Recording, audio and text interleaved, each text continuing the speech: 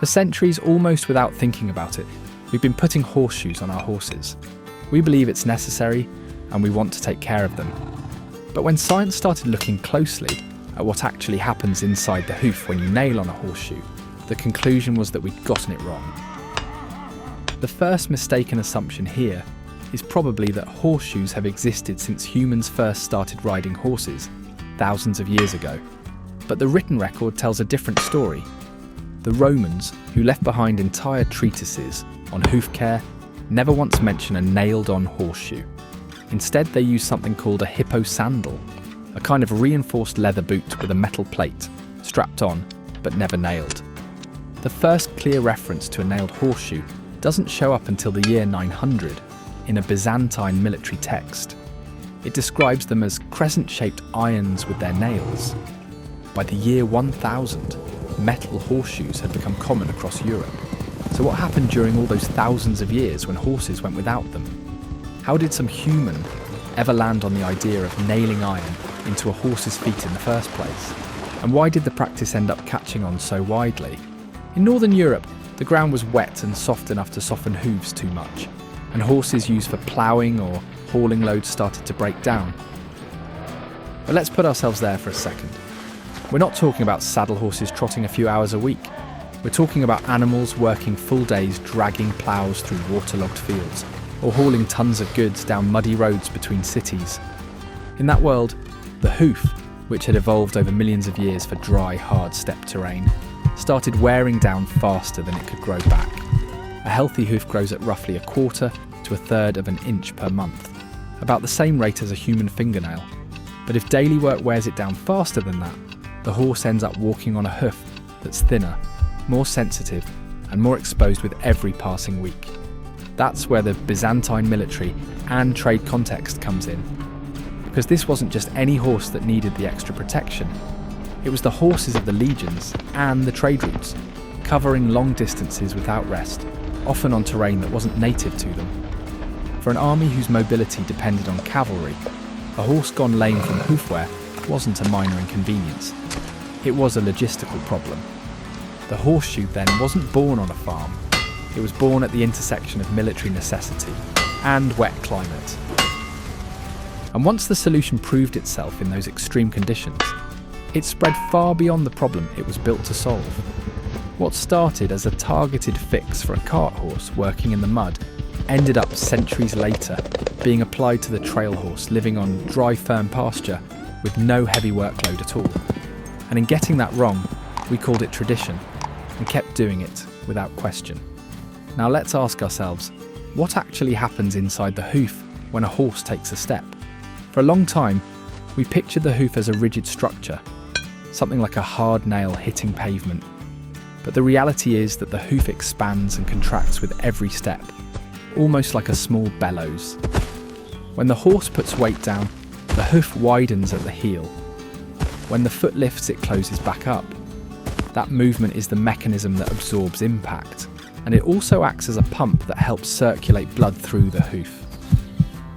A Belgian study comparing different types of shoeing against barefoot hooves found that a conventional horseshoe reduces that heel expansion movement by up to 36%. In other words, the iron shuts down a large part of the hoof's natural mechanism for absorbing shock and staying nourished, and that has a consequence. The hoof absorbs less impact, and that impact doesn't just disappear, it travels upward. Another study that tracked shod horses over 140 days found that the digital cushion, the soft tissue that acts as the hoof's natural shock absorber, atrophies and thins in shod horses compared to barefoot ones. At the same time, researchers recorded widening in the carpal joints, which in veterinary terms is often a sign of chronic inflammation. In other words, whatever the hoof stops absorbing gets picked up by the tendons and joints further up the leg. That doesn't mean every shod horse will develop problems, but it does change the idea that a horseshoe is some neutral accessory that only protects, with zero biomechanical cost. This finding connects to something vets, for a long time, explained almost entirely through genetics or bad luck, navicular disease. It's one of the most common causes of chronic lameness in middle-aged horses, and for years it was linked mainly to conformation. or hard work on firm ground. But what we know more clearly today is that contracted heels and heels that have collapsed forward, two structural changes that show up precisely when the hoof's natural mechanism gets restricted, are among the leading factors that predispose a horse to the disease. That doesn't mean horseshoes cause navicular disease directly, since the condition is multifactorial, but the way a horse is shod, and for how long, can gradually shape a hoof toward a higher risk configuration. Let's pause here because the goal isn't to demonise the horseshoe, and honesty cuts both ways. In some cases, shoeing a certain way is exactly the treatment for an existing diagnosis.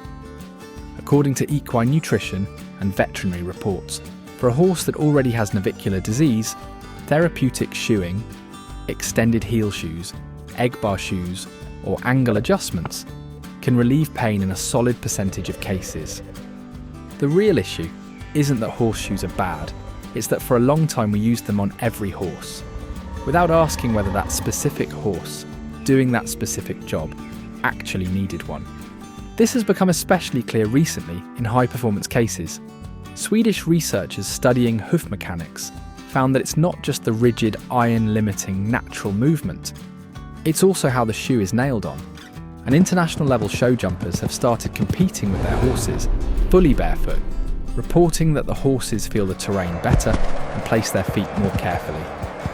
That would have been almost unthinkable a few decades ago, when it was simply assumed no high-level competition horse could work without shoes.